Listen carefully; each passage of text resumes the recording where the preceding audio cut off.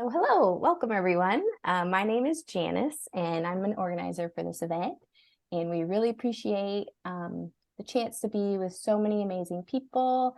And we want to remind folks we're here to learn. So please respect yourself, others in the space.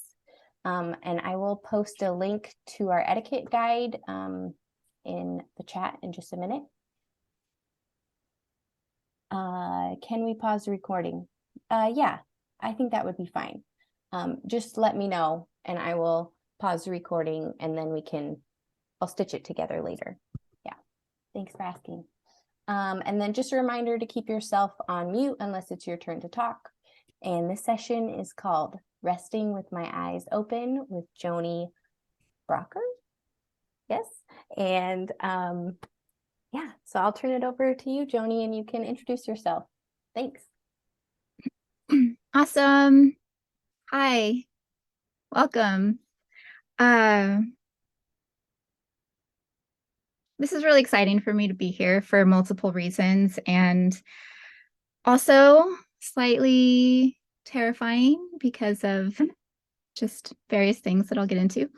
But the first thing I want to do is just welcome everyone, say hi, honor the ecology present within us, around us, between us.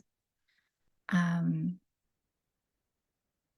parts of our stories that we know, the parts of our stories that are unknown, the parts of our stories that are unknowable, as Vanessa Andrade shares about. And I want to ask if the fan that just kicked on is too noisy. I'm in a camper right now. No, okay, great. It just kicked on. So I also want to invite the aliveness of compassion to be with each and all of us today. I feel that when we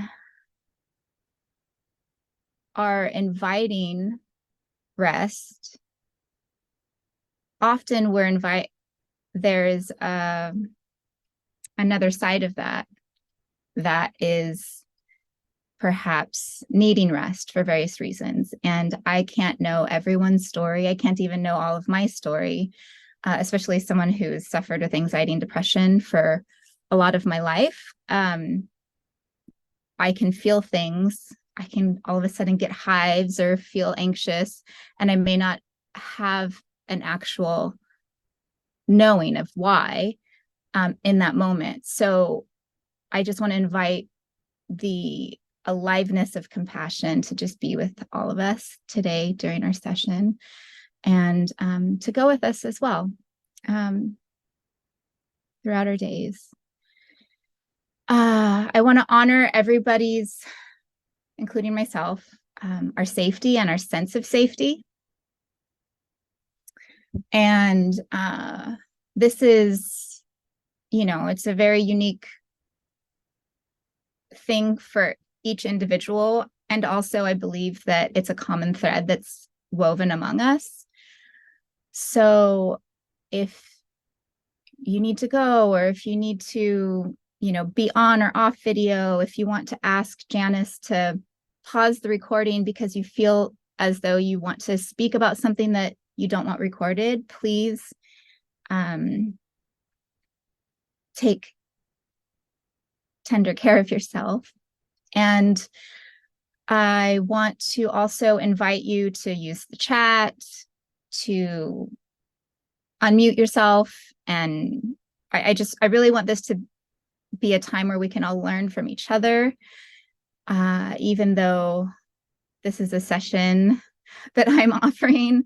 I really feel that I don't want there to be this sense of hierarchy where I clearly will not have answers. None of us may have answers. Sometimes questions just want to live among us. So please feel as free as you can to unmute, share, raise hand. I don't know all of the ways that Zoom works, but I know Janice is here and will help if there's a question that I might miss if I'm, off running with a story or something. Let's see. I also will just allow this curiosity to live among us, that I'm curious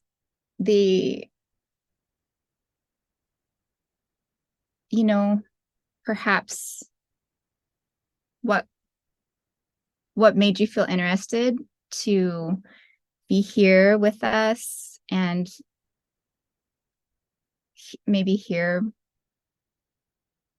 my ideas and some concepts around rest. So feel free to share that at any point too. What else? I want to share a little bit about myself because I feel as though that's one thing that does invite safety, is for you to know a little bit more about who you're sharing space with, also with knowing that we cannot know everything. And sometimes it's not even safe to share everything. So I want you to feel free to ask me any more questions if you feel like maybe a little more depth or breadth to something would assist you or nourish you or give you more insight. And I'll feel free to share what I can if I feel safe to do that. And I'm going to also try and ask questions during our time together. And like I said earlier, not necessarily to coerce an answer. I want to invite silence as well, where sometimes the question may just live there among us. It may go with us later and pop up, and we might have another curiosity about that.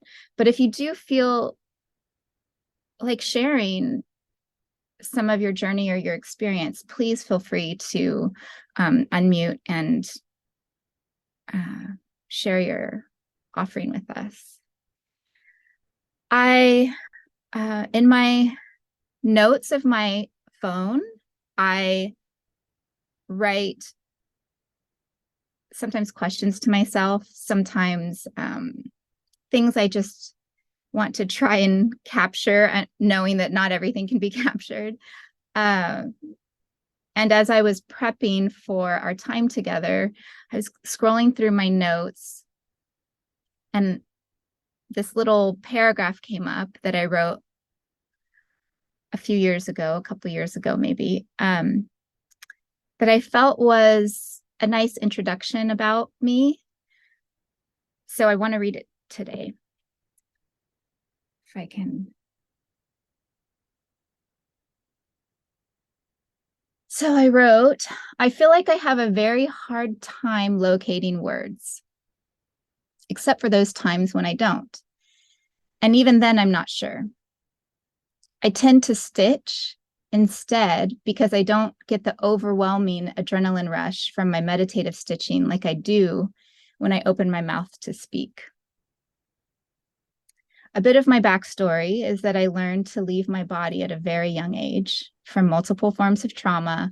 And so when I had an accident in 2014, which left me with a TBI, a traumatic brain injury, and a broken face, it was not a foreign experience relearning how to inhabit my physical form again.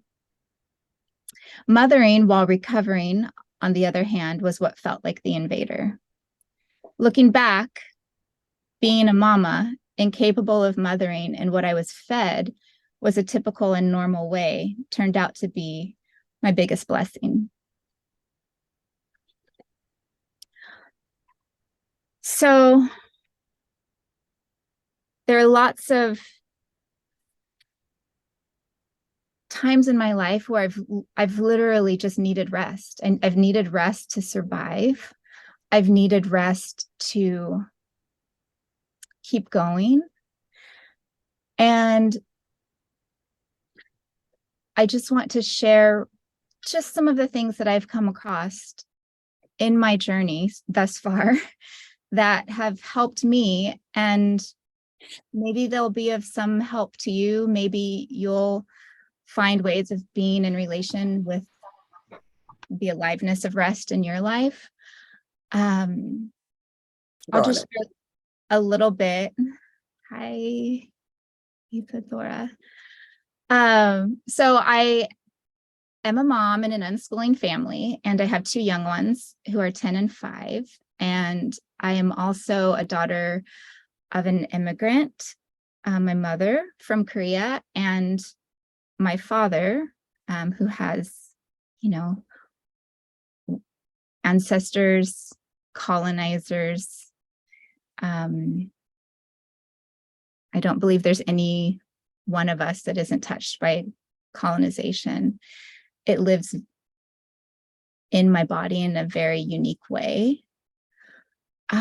And I've found that being a queer Korean American has also come with a hefty dose of external gaze,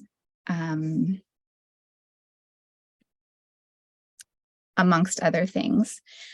And I have found that throughout, and another aspect and part of me is that I'm a survivor of child sexual abuse. So my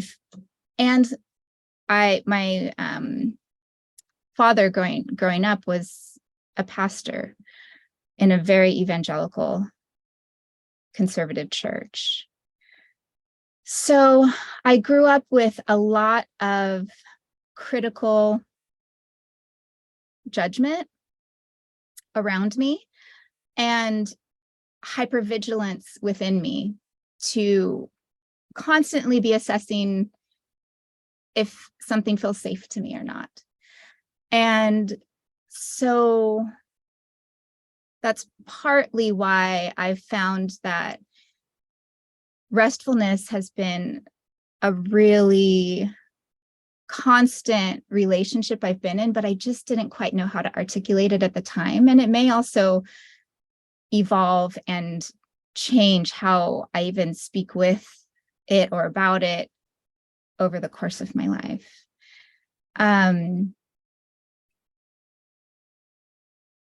So I guess a place where I'm going to share just a few little ideas that I have, and maybe you all can tell me which direction you might want to hear first, or if you want me just to flow, I can. We can also just pause to see if anyone has any questions thus far or anything they feel like sharing. Let's do that. I'm going to go slow. I tend to go slow. I've had a couple different accidents in my life that resulted with me because I was rushing. So I tend to just go slow. I feel like it helps me invite more of the ecology of who's supporting me, who's with me, my ancestors, mysterious beings I don't know, to be with me and assist me. So I have ways I carve out space for rest is something that I can go into and share various ideas I have with that. I have things questions to ask about safety, and moments when rest finds me is another area that I could talk about. I could jump in real quick while at this moment. I'm here I feel like I'm ready to be in this conversation maybe for the first time. Like I turned 42 this year, and I feel like this is like this second stage of humanhood, and I'm in a different place with my trauma and with my body, and at this spot where I'm capable perhaps of rest, and but also trying to figure out how to, like, because generally rest means sleep. It's like my body's just like, if you're not going, you're sleeping. And so that I was intrigued by just the whole concept of resting while awake.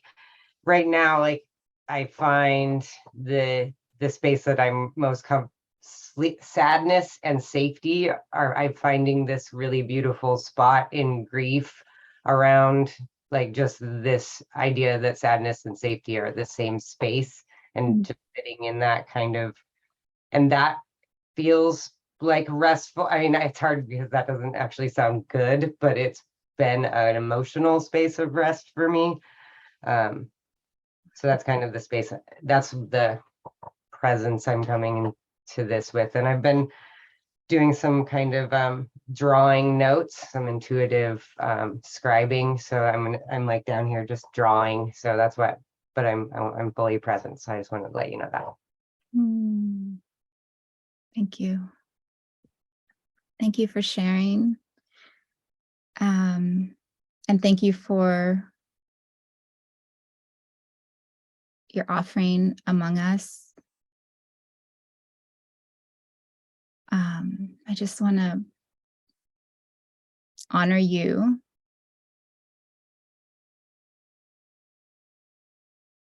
and celebrate you.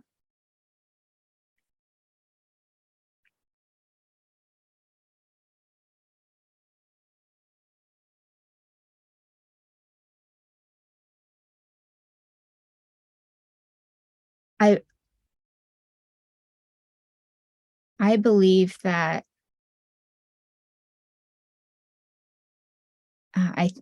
I may have not heard the word correctly, but I think you said, I know sometimes people may not think that being with grief, it might seem negative, but I think it is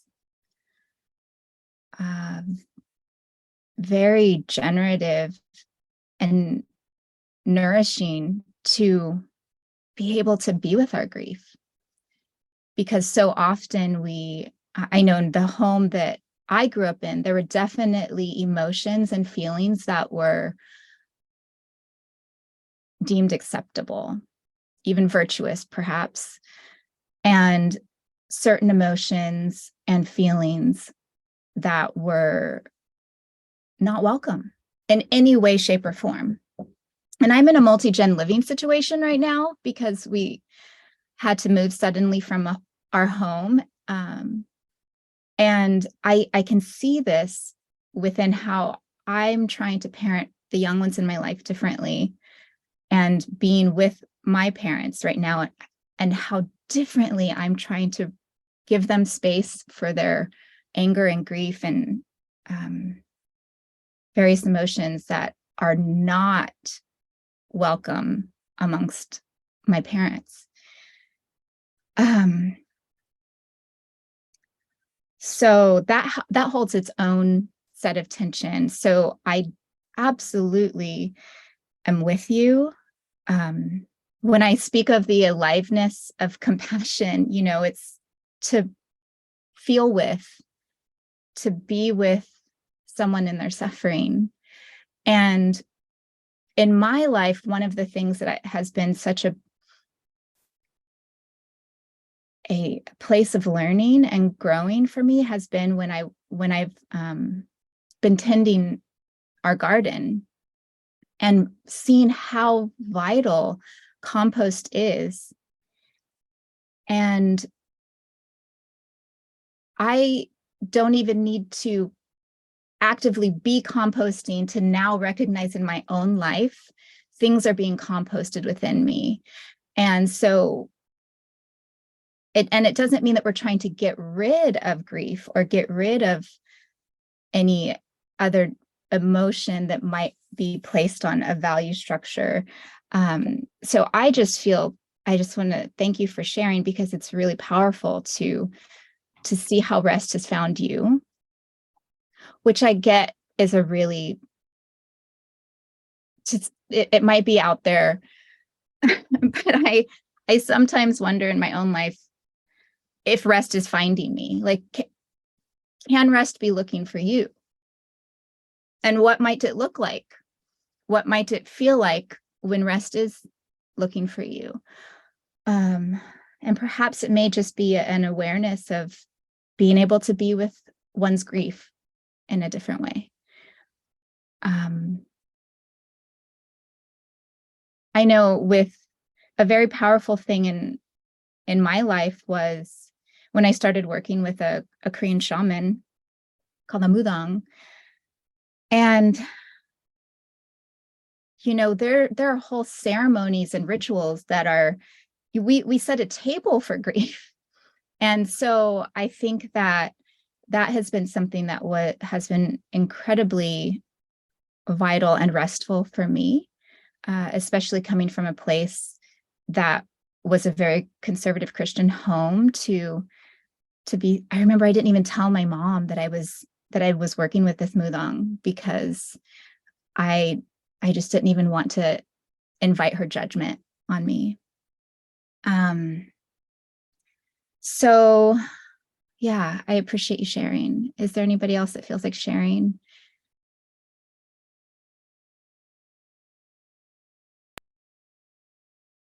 I was just gonna say that I find I spend a lot of energy resisting what I'm feeling. So what you're describing about just accepting and feeling it could free up its own energy. Yeah.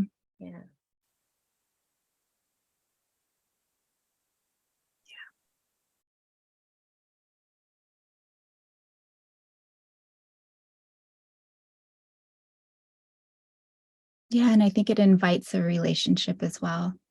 And I think there's already there's always a relationship with how we're relating to certain ways our body's feeling, or but it might invite a different form of communication, or perhaps even a different kind of listening. There's a woman named Dame Evelyn Glennie, I think that's her name. She's a percussionist in Scotland. And I watched a documentary about her. She's deaf since she was young. And she wanted to be a percussionist, and she learned how to, she discovered a whole different way of listening that's not audible through vibration. And I just think there's so many different maybe sensations and perhaps new sensations that will emerge that will invite listening in a different way, and communication even in a different way. Yeah, thank you for sharing, Janice. So I'm going to share a little bit about ways I carve out space for rest in my life. I think that feels like where I should be going right now. So the first thing is, it's very interesting because I remember feeling there have been stories that have lived within me that I didn't quite understand. And I'm doing the quotes with the understanding because I think that also has a very colonized way of definition that's kind of built into it when I share under that term understanding. And it wasn't until much later in my life when my mom started to share stories of my harmony, which is my Korean grandmother, that I realized, whoa,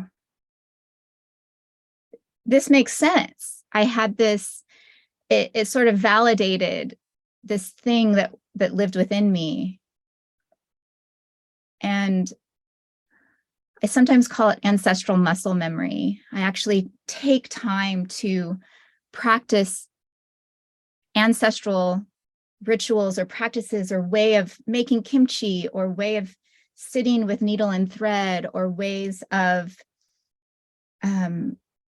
tending land or space, being with land or space, that I intentionally do with the idea of what lives in me that is beyond just me.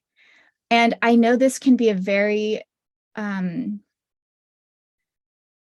unsettling sometimes feeling to think that, yes, I am an individual, but I am also more than just me. And so that is actually one place where I carve out space. And because I've found that in that, it actually has invited a different kind of restfulness while I'm awake. It's a different way of even just being in relation with what lives in me, what just feels natural to me that I thought just sprung from me, but perhaps it's because there have been people in my lineage who've been practicing this form of, I used to be a body worker for, over 20 years. And I went through various different certifications to be able to practice body work, learned a lot from various teachers and mentors. But when I was actually in a treatment room practicing, there were just ways that my body wanted to help assist and move energy or move an area that felt stuck in the fascia with one of my clients that just, I was never taught it. It just was part, and I didn't really feel like I made it up. It just kind of like there was a different connection point and it just kind of flowed through me. And it wasn't until someone who had lived in Korea for many years said, I have never received a bodywork session like this, except for when I was in Korea. And I thought, what in the world is going on? It like instantly made everything make sense in my mind. And then I come to find out my harmony used to be one of the village healers, and she would actually work with people based on these different techniques with their bodies and packs of rice and herbs and various things. And I thought, oh, okay. So rather than feeling like I constantly need to find the source to be validated, I now just let my truth be my truth. So that's one place where I find rest for myself, is in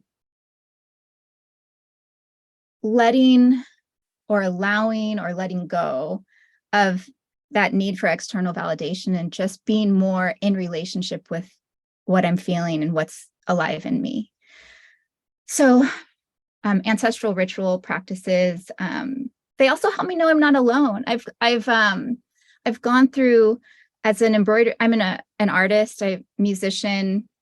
I've written, I've been a textile artist for many years and recently more of an embroidery artist.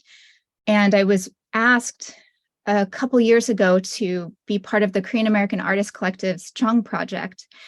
And they specifically asked me to create 10 embroideries, which my entire being wanted to say yes to, but then my mind thought, it takes you this amount of time to do one. How are you going to make this deadline to do 10?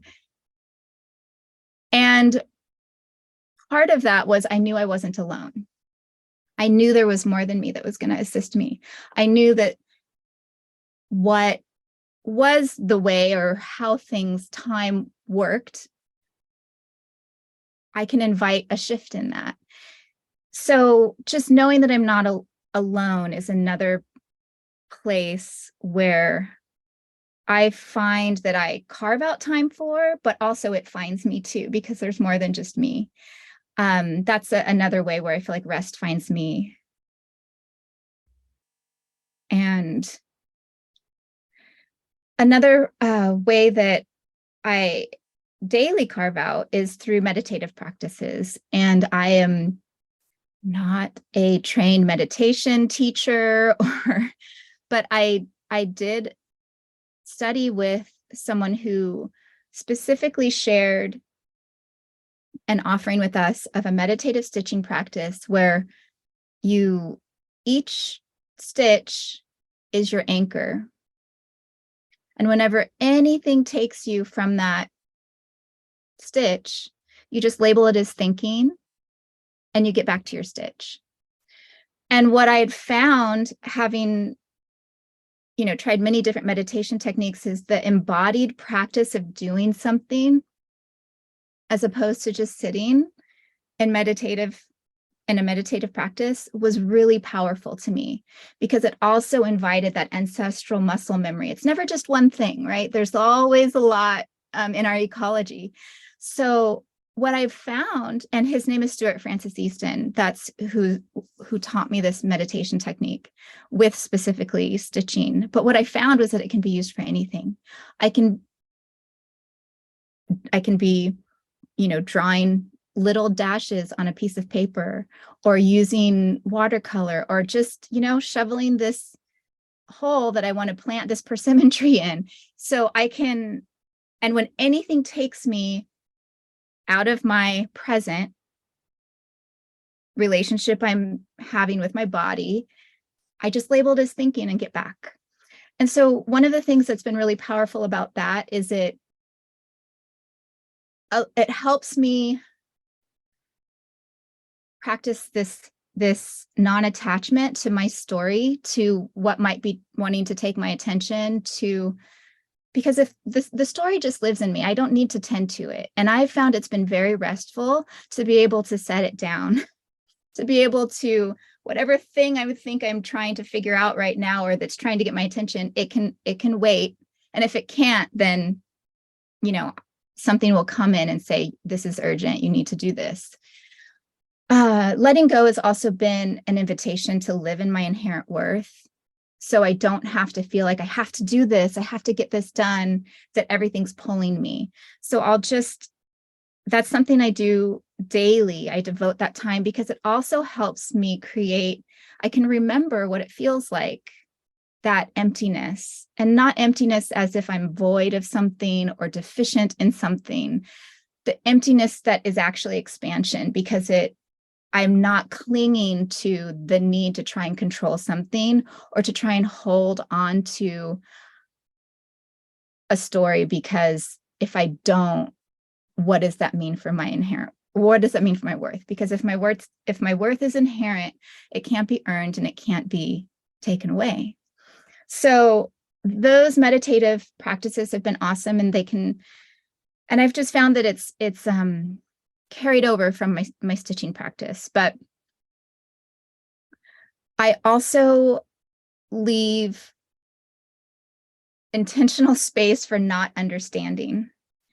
I think that in my life, I've really found that my critical lens can have me living in this realm of constantly problem solving and needing to find proof of certain things. So honestly, just putting something down is really restful for me. For me to base my value on whether I or someone else understands me, it feels like a byproduct of colonization. It feels like someone covertly telling you, whether it's me telling myself or an internal messaging, that my worth is not inherent, because understanding does not create nor equal value, in my opinion. And then it also has me questioning, do I only place value on what I understand? And so that helps me live within that realm. So just leaving space for not understanding has been incredibly restful to me. I feel that there's also a lot of things that I just need to set down because either they were never mine to carry to begin with, or they're just too heavy, that they don't actually need to be figured out. And I've found that when I can set something down, it really invites the aliveness of rest to be with me and also to tend to on my behalf. My Mudong, she shared with me once when I was working with her that, you just give your energy to what you can actually control and let go of what you can't. And I've found that when I come to that, I realize there's actually a lot that I can't. So that's been incredibly helpful for me. And also Vanessa Andrade, she she talks about the unknowns and the unknowables, and this has been really helpful too. That she says she defines the unknown as, well, she defines unknowables as things that are they're meant to be a mystery. Unknowables are meant to be a mystery. And the unknown, it may be just be meant to be a mystery for now. So that's been really powerful for me in my life, because inviting that space for the unknown, recognizing that it's always in the midst of my ecology, and recognizing that there are just unknowables that are just meant to be mysteries. I may never understand it. And it hasn't just been, well, that's okay. It's actually been very restful for me. So I just want to share that too. But I think that it might be helpful for us just to take a moment to consider if there's anything that we can set down right now. If there's anything that feels too heavy, or perhaps not yours to carry, not mine to carry, that we can set down.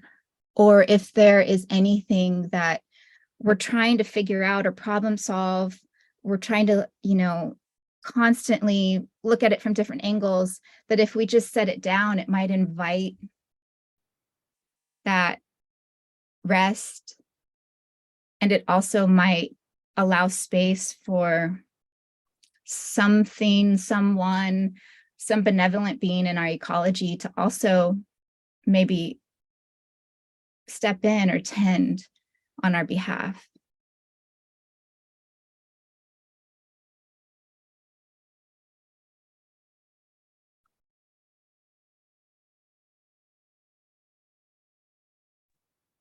Jonie, I have a question for you. I definitely joined this call because I love the way that you talk and your introspection and how you take your time to put your words in place. And what you last said really kind of made me think of, some of the things that I've been carrying that I would love to put down are things like global warming, or racism, things like that. And those, I just, again, I don't fully understand my body and what I need and et cetera, et cetera. But I feel like, sometimes I do need to put those things down. But on the other side, like, for example, like BIPOC, they can't just put racism down, right? And then, something like global warming, like my child's not just going to be able to put that down. So do you ever put something down and feel, I don't know, do you have regret, or do you feel like, well, maybe I still need, like, even though my body's telling me I need to let this go for now, or, for whenever, for however long, do you still find, yourself being pulled to something, even though it's like the opposite of rest for you? Right. Sure. Absolutely. Yeah.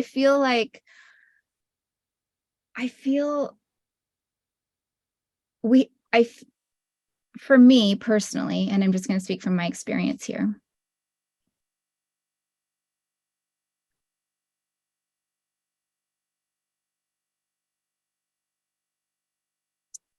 I have found in my being, and partly this has emerged and grown from not wanting to just bypass something, right? Not wanting to, and I think that in my body, I can sense where the growth is coming from. Like what if this is that I'm literally just trying to cut something off or sever something, or if I'm actually, by setting it down, I'm actually inviting those in my ecology to assist.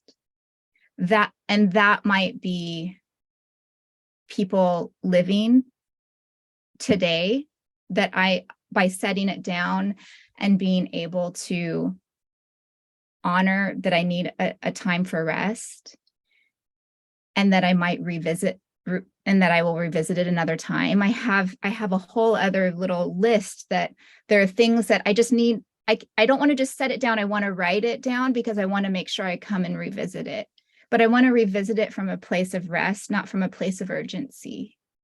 Because I think sometimes in my life, doing something quickly or trying to feel like I have to get this figured out right now is I've found that it's very me centric and me driven. It's not us. And when I say us, that can be really expansive for me. So I also sit with guilt, regret, shame.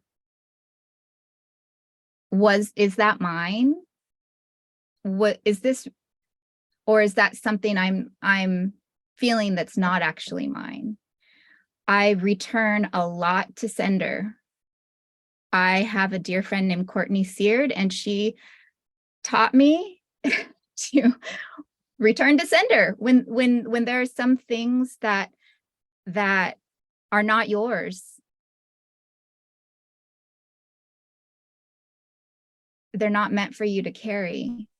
Sometimes they are meant for you to carry. And for what I've found in my life is that when I'm able to set it down and then I'm able to come back to whatever it may be, it's always from a more grounded, more ecologically expansive, more realistic of what I can actually do with my energy and with who I am. I'm always able to come back to it with more in the mix. And I found personally for me that that's been very restful for me, because those times when I've really felt like I have to, like I'm driving to needing to problem solve, that's when I come back to, I need rest because I don't actually need to problem solve it right now. Unless it's, my oldest comes in and says, our youngest just fell, and, of course I'm gonna meet that with what the sense of urgency that it needs. But I found in my own body, especially someone who's been very hypervigilant, healing trauma individually and collectively, that sense of urgency often means that it's important, but not necessarily that it needs to get done right this moment. And yeah, Brooklyn, please. I just want to share like my grief practice in this regard, because Daniel, like, I don't know anyone in this room that doesn't like feel climate grief and the grief of white supremacy isn't touched by colonialism and what it's robbed from us as humans. So I totally relate with that. And I also relate with like the need to just kind of like, continue with my life, because it's hard to hold that much pain and grief. So I've been working a lot with that grief practice, and I'm a caregiver for my elderly mother, and we've been dealing with some really intense health issues, and like she possibly has dementia, really like intense stuff. She's also a very passionate person who really feels a lot for justice. So we talk a lot about what's going on. And what I've come to is like when we're talking about really big, deep things, or I start to like, it really starts to pull me, I try to sit, even like, instead of like putting it down, I kind of sit in it. And then I also recognize that there are like griefs that no matter like whatever I'm feeling in that moment is kind of just like touching on the scale of grief. It's almost just actually just a pinprick in the pain. I know that's not especially helpful, but like then I can just be like, whew, this is actually like I'm doing good work, even being where I am with it. You know what I mean? This is hard. Like I don't want to look I'm not ready, you know, we're all not ready to look totally behind the curtain, or we need to do it, like you said, like very like slowly and intentionally and compassionately. Because not only is it mentally difficult, it's actually physically overwhelming. Grief is a physical process, you know, so it takes a lot out of you. So just you know, I hope you can find that's my that's my thing on rest around grief, and thank you for sharing, Daniel, that process.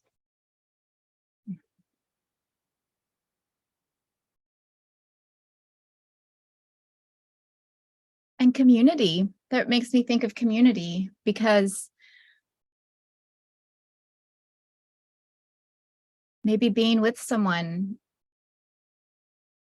not maybe, being with people in my grief has been restful, when I don't feel like they're judging me for needing to take a certain step right now or be a certain way. And it's really powerful for me. I noticed I was I'm part of a deschooling group, and I have friendships and relationships where I can be restful while I'm awake, right? I mean, it'd be cool if you're just like, hey, can I come over and let's take a nap? That would be awesome too. However, that recognition that, wow, I'm with you. We're both alive and awake right now, and I'm really at rest. And part of these relationships, it's because there's trust that's been built in. I know if something happens, they'll come talk to me, and we've had wounds and repairs, and being in a bigger community with my deschooling community, I remember I was on a call and I thought, wow, I really feel restful with all of everyone here, because there are certain agreements that we've all agreed to. And so I would also just say, just remember you're not alone let's remember we're not alone with the setting down too. And perhaps actively be with people in these restful ways in the setting down. But I also, for me, and ways I know that stress lives in my body, I think it's really vital to ask, what does it feel like in your body when you feel safe? Like, can you access that now, or can you be curious about that? Can you maybe just let that question live, take it with you? What does it feel like in my being when I feel safe? And partly with these ancestral practices I do, and meditative practices, and leaving space for not understanding, reasons why I'm devoted and committed to those things in my life are also because they help me be able to recollect or recollect what that sensation is. Sometimes to just say, hey, that's not what you're feeling right now. And for me, I find that I tend to be able to, more generative decisions tend to unfold when I'm coming from a place of safety. So that might also be, something that can live among us. I know it does for me. I'll even ask myself, do I feel safe right now? Because if I don't, I often the the decision or the answer or the action item that is going to come up is going to literally be to flee the scene, you know, or which is needed. Like we need to, because our beings are literally trying to find places to survive, and safety is so critical there. I can't, one of the things that I tell myself a lot is do less, not more. I mean, I can't even tell you the amount of times that I've said that to myself. And it invites so much more into the mix. It invites so much more, I've found, rather than me feeling like I have to do. It's like, and from a body work energy perspective, I literally, like when I used to do body work, and I practice this actually in my stitching work, in my daily life, I literally just step back.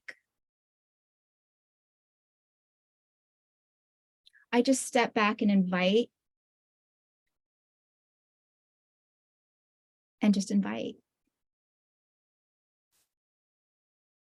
Now, when I used to work with people, like with my hands, I sometimes would step back, so I physically wasn't just trying to manipulate the tissue of the body. I needed to literally just take a step back energetically and allow for more than me.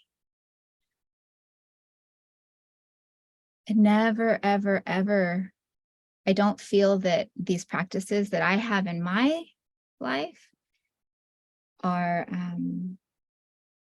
demeaning. I actually think it just invites more than me into the question, or the thing that we might think is the problem, or the thing that feels very urgent at the time, which I'm not saying is not urgent, but sometimes the urgency can create more, may not have the same impact as what we're intending. I also have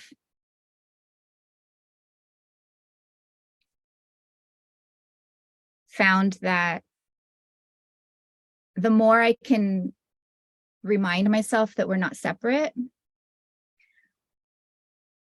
the more I can have that awareness that the lines of delineation that so often are drawn or given to us or indoctrinated within us don't need to be there. Sometimes we do need different boundaries. I found in my own life, boundaries actually have shifted quality. Sometimes I need a really firm boundary. Sometimes the boundary, like air can flow through it, or it's more permeable, or it's, so I found that there are different qualities and textures to the kind of boundaries that I might need for my safety and for the safety of others. It's not just about me being safe. I also don't want to do harm.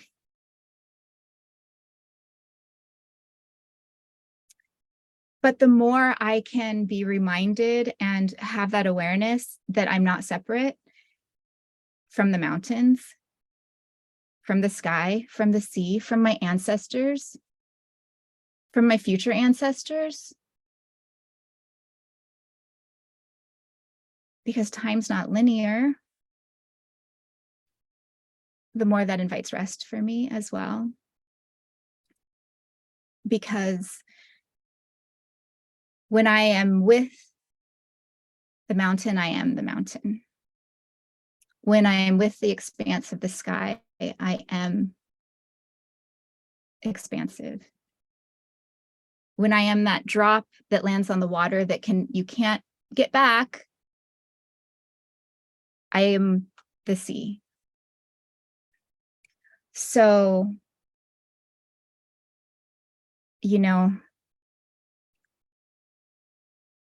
that helps me, because I also found the more I'm I used to go on these, what I would call intention hikes, because I lived on an island and it was an incredibly nourishing and also challenging time for me and my family living on this island that we lived on. But I used to, one huge privilege I had was access to nature. And I used to sometimes just at the start of a hike, just ask a question. If I had a question if I needed help solving something, or that was another way I tried to set it down. I actually literally just tried to have something else, some other being, more than human being, hold it for me. And I would ask the question, start the hike. And every time I finished my hike, I always had another insight. So just remembering that I'm not alone has been very restful. And being in nature, well, the first time we moved to the island, we came from a city, and our young one at the time had never encountered something called stinging nettles, nor have I. No clue about it other than the reaction from it. Well, there was someone there that taught us about chickweed, which often grows right next to stinging nettle. And you can crush the chickweed in your hand, and you basically make like a poultice, and it takes the sting out right away. And so I also remind myself that when there are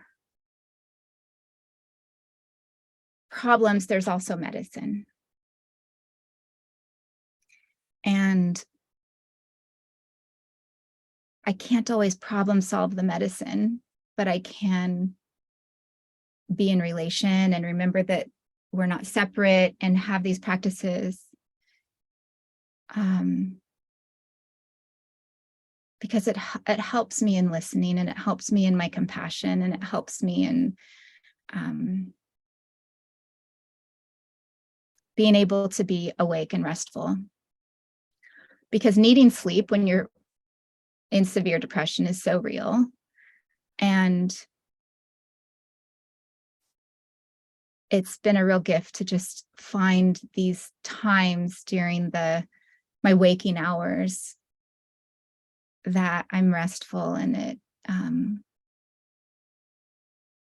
and a lot of it too, just just allowing the question to be there, not feeling like I am needing to get an answer, just quite honestly, just allowing the question to be alive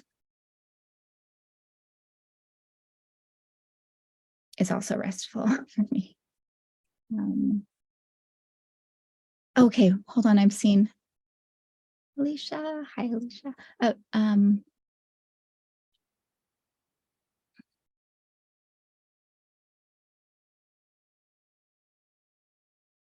Oh, okay. Rivka is asking, or is sharing a curiosity. I'm curious to hear people's thoughts on what it means to feel safe.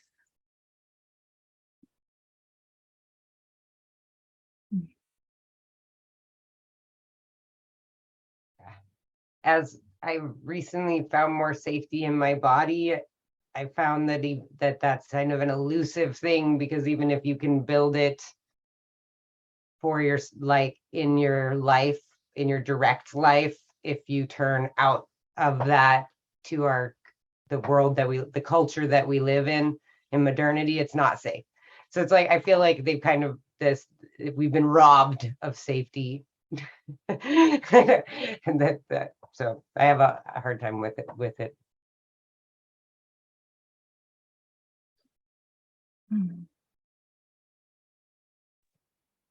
For me, it's the ability to share and kind of just feel and have my emotions. Because when I don't have that, I feel like I'm in the presence of someone or something that is not allowing me to feel safe.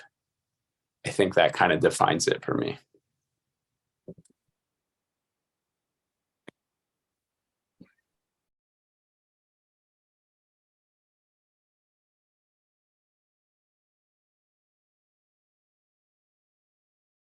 I put mine in the chat. It was when I don't feel like I'm in like protection or defense mode is when I feel safe. And we have 15 minutes left, just so you know. Hmm.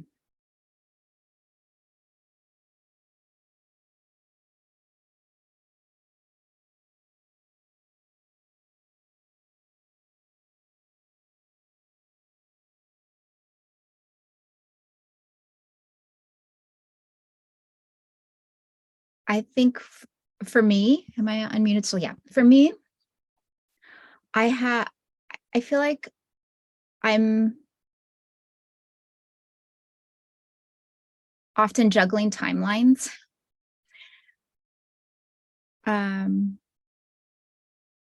So for me, just the ability to be able to return to my breath, because I can only breathe in this present moment.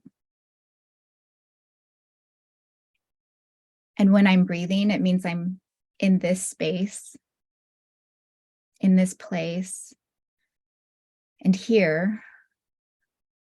Often what that does for me is it helps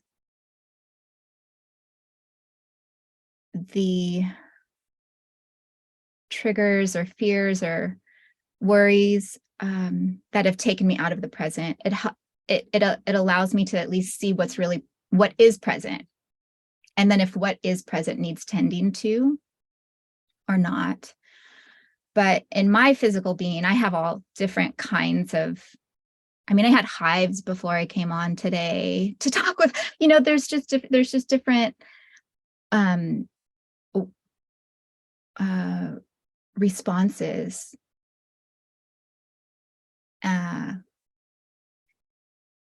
But I've also found that because I can't instantly make something go away, I've learned to welcome more into the mix if I realize that I'm not actually in danger right now, that something that's triggered me, I have this response that just needs time to, I just welcome it and recognize that it's just here for a bit. And, I cut this little cloud and I taped it right in front of me because I wanted to speak about clouds for a moment, because I grew up thinking, rain, go away. That when and I live in an area that gets quite a lot of rain and cloudy days. And my relationship with clouds have changed since I started gardening and started seed saving. And I could look and see if the clouds were coming, and I might want to go out because there were seeds that I wanted to harvest. But if the rain came, they would get wet. So I'd try and time my relationship with our garden. And then I started learning about clouds, and my mom shares, we sing about clouds all the time in Korea. They're looked to as not in the same way that I was kind of learned to see them.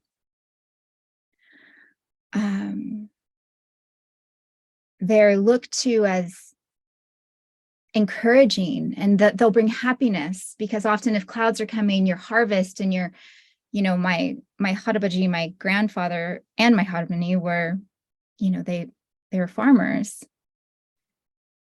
And not just for their family, it's a community activity to grow food and share food and harvest food. And so I love clouds because I feel like they represent a lot of the complexity that we all hold. And also they remind me of the ever-shifting relationship that we have with the more than human world and our very human world too. And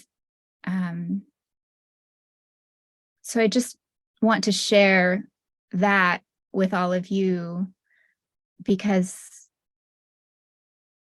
it's ever changing and evolving, and ways we think of rest, ways we're needing rest also is shifting and evolving, and ways that we feel safe will shift and grow and emerge.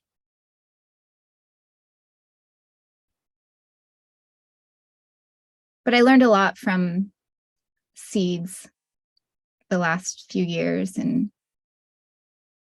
how a lot of times these things that we cling to, these things that I cling to, really can't grow and if I don't let them go. So sometimes I just remind myself that the growth I'm actually longing for, the growth that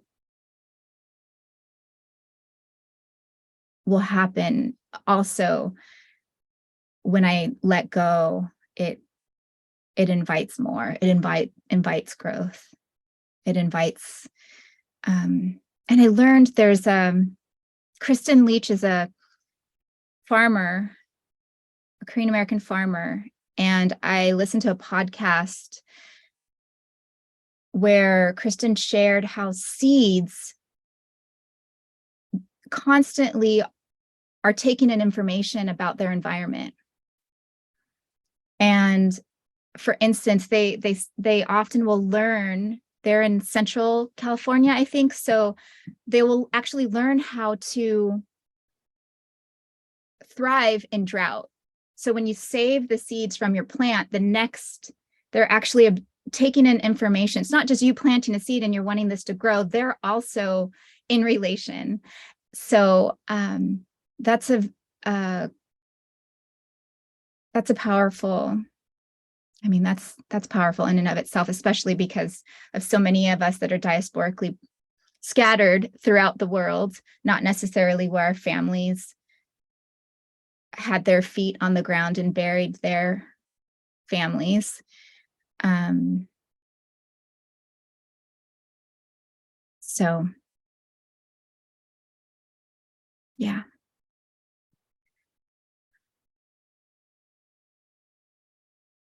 I don't know if I wrote a lot about what I should share, and I didn't write a whole lot of, I wrote nothing about, I have all these little notes around the computer screen. I want to just ask if there's anybody that has anything else they want to share before we disperse.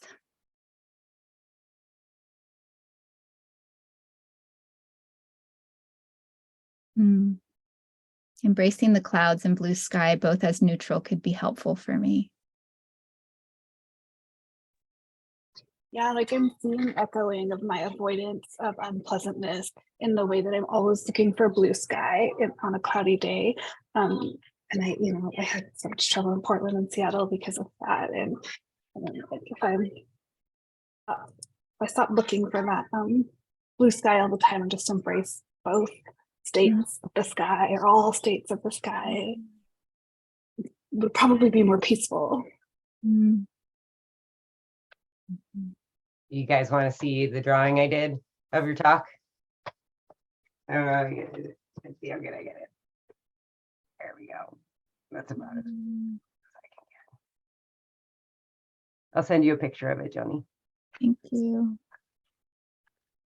So beautiful.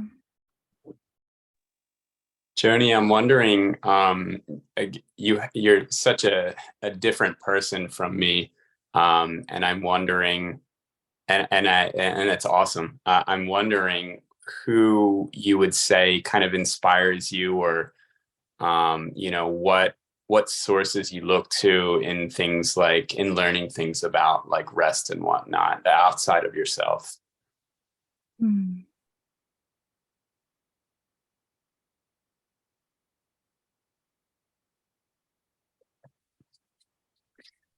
I guess beyond our plant kin, because there's definitely seasons of rest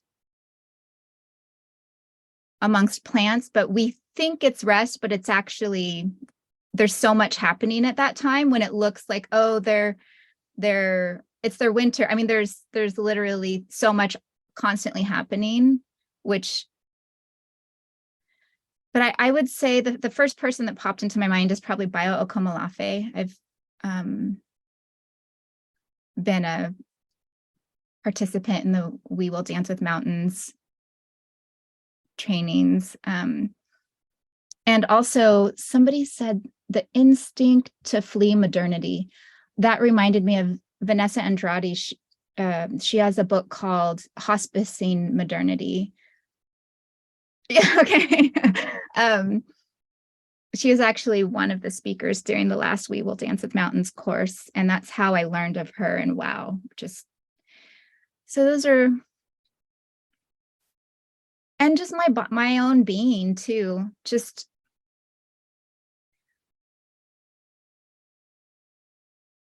being able to welcome just as Alicia shared about, embracing the different seasons, has helped me embrace the different seasons in my own life and in my own emotions and in my own being and ecology. And so, and that's also that we're not separate, we're really,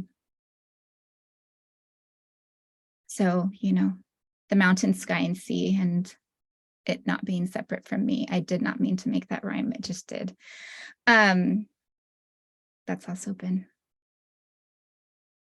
a place of honor and celebration.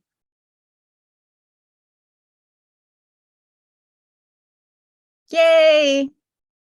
I can't believe it. Well, goodness, I didn't get any hives and I didn't pass out. And I realized I did feel really safe with all of you. So thank you so much.